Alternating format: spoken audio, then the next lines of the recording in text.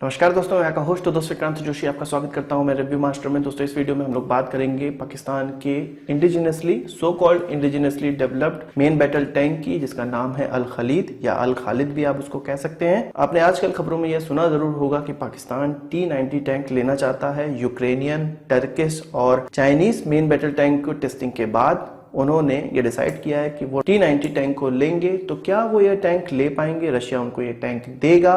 क्यों उनको चाहिए? अल खलीद होते हुए भी क्यों उनको T-90 टैंक चाहिए? या अल खलीद अभी प्रोडक्शन में है या इस प्रोजेक्ट को बंद कर दिया गया है? इन सारी चीजों पे हम इस वीडियो में बात करेंगे। तो चलिए जान लेते हैं। मैं चाहूंगा कि इस वीडियो पे आप दबा के लाइक करें, क्योंकि अल खलीद की बुराई हो रही है तो डिसलाइक तो पड़ना ही है। आप जानते हैं कहां से डिसलाइक पड़ेंगे, तो आपको उसको बैलेंस करने के लिए दबा के लाइक करना पड़ेगा। आजकल पाकिस्तानी जनरल्स अपने देश के लिए नए मेन बैटल टैंक को खरीदने की कवायद में जुटे हुए हैं और कई बार उन्होंने चाइनीज, यूक्रेनियन और तुर्की मेन बैटल टैंक का परीक्षण किया है, पर अभी भी आश्वस्त नहीं हुए हैं और अब वो चाहते हैं रशियन T-90 टैंक खरीदना।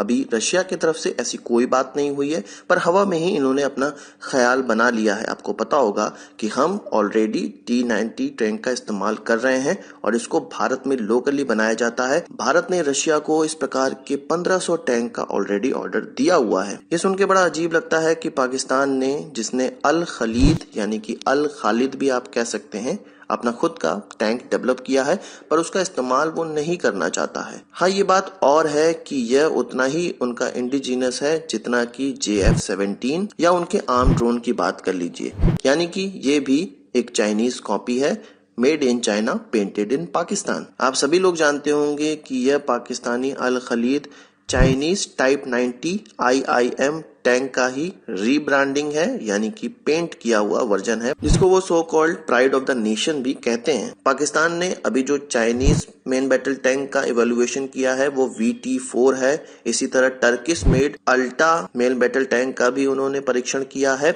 और Ukrainian T-84 main battle tank का भी उन्होंने परीक्षण किया है, पर किसी से भी वो खुश नहीं हुए या खरीद नहीं पाए, या यह देश उनको बेचने को तैयार नहीं हुए। कोई भी कारण हो सकते हैं। आखिरकार इन तीनों देशों से उनको टैंक नहीं मिल पाए।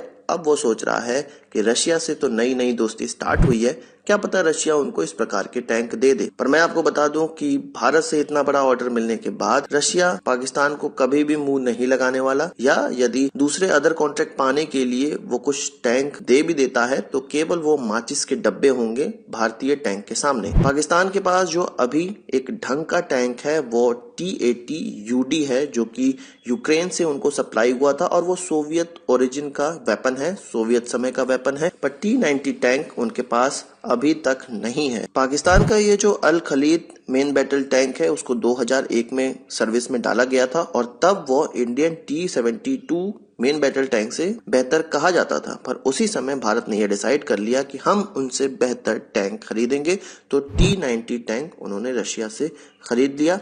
T-90 टैंक बैटल प्रूवन है, इराक में इसने प्रूव किया हुआ है। American supplied M1A1 Abraham tank से भी यह अच्छा माना जा रहा था। तो पाकिस्तान अपने खुद के टैंक को खरीदने के बजाय विदेशी टैंक की तरफ क्यों देख रहा है? इसका सबसे बड़ा कारण है स्पेयर पार्ट की डिलीवरी। इसका एक और अदर कारण है यूक्रेन द्वारा जो इसके लिए इंजन दिया जाता है। 310 इंजन देने के बाद यूक्रेन ने अपना प्रोडक्शन बंद कर लिया है और कोई भी इंटरेस्ट वो नहीं दिखा रहा है। 2001 में जब पाकिस्तानी आर्मी में अल खलीद को डाला गया था, इंटर किया गया था, तब डिमांड थी 600 से लेके 900 टैंक तक की, पर हैवी इंडस्ट्री तक्षशिला जो कि अल खलीद बनाती है आज तक केवल 300 टैंक ही बना पाई है और इन्होंने बहुत बड़ा प्लांट लगा लिया था। हर साल 50 टैंक निकालने की इन्होंने अपनी कैपेबिलिटी डेवलप कर ली थी, पर 18 से ज्यादा अल खलीद टैंक नहीं निकल पा रहे हैं इसमें, क्योंकि बजटरी इशू है, टेक्निकल इशू है, जैसा कि मैंने आपको बताया, और हर साल कम टैंक निकलने की वजह से इसका दाम $30 मिलियन तक पहुंच जाता है, जो कि एक T-90 टैंक के 3 गुने के बराबर है। इसके अलावा पाकिस्तान ने कुछ और देशों को बेवकूफ बनाने का प्रयास किया। उसने सोचा कि कोई देश हमारा यह टैंक खरीद लेगा, एक्सपोर्ट के लिए भी ट्राई किया, पर किसी ने भी उसको नहीं चुना। कई बार हम लोगों ने यह सुना कि अल खलीद 2 भी आएगा, तो अभी तक इस प्रकार की कोई खबर सामने नहीं आई है, क्योंकि उनको अभी तक ऐसा कोई चाइनीज मॉडल नहीं मिला है जिसकी रीब्रांडिंग करके वो उसको अल खलीद 2 कह दे। बहरहाल 310 यूनिट बनाने के बाद 2014 के बाद सीक्रेटली इस प्रोग्राम को बंद कर दिया गया।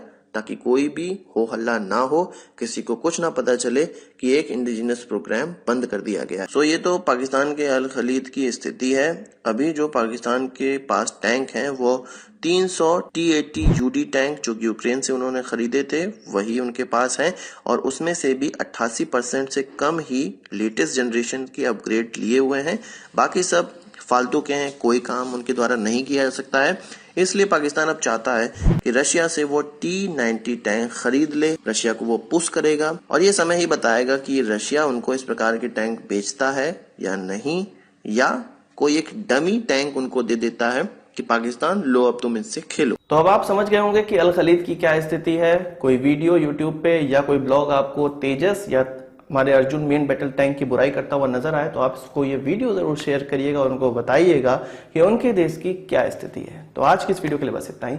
आशा करता हूं आपको वीडियो पसंद आया। अगर आप इसको एक बड़ा थम्स अप जरूर देंगे, इस वीडियो से संबंधित कोई सवाल सुझाव तो कमेंट बॉक्स में जरूर लाइएगा, और यदि आपने हमारा चैनल तो सब्सक्राइब नहीं किया उसे भी कर लीजिए, क्योंकि हम इस प्रकार की वीडियो लाते रहते हैं। और आपको स्पेस और डिफेंस न्यूज पढ़ने के शौकीन हो तो आप हमारी वेबसाइट captainantrix.com पे भी जा सकते हैं। वहां आप ये खबरें इत्मीनान से पढ़ सकते हैं। नमस्कार, थैंक यू, जय हिंद।